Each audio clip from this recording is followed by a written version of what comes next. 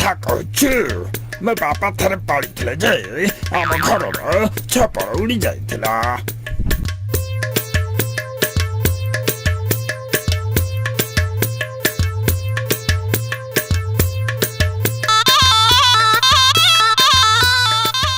ହଇରେ କୁଳାଙ୍ଗାର ଗୁଡ଼ା ଏଠି ପାଠ ପଢ଼ିବା ସମୟରେ ଏଇଠି ବସି ପାଡ଼ର ଭେରାଇଟି କଥା ହଉଛ। ଏମିତି ପାଡ଼ିବି ନାଇଁ ନାଇଁ ଏମିତି ମାରିବି ଯେ ତମ ପିଠି ଫାଟିଯିବ ବୁଝିଲ। ଏଇଠି ଜେଜେ ଜମା ସେମିତି କହିବନି। ତମେ ତ ପାଡ଼ିଲେ ତମ ଧୋତି ଉଡୁନି ଆଉ ଆମକୁ ବାଡେଇବ କଣ କହୁଛ ଯେ? କୁଳାଙ୍ଗାର କୋଉଠିକାର ରହ ତତେ ଦଉଛି ଏଇନା।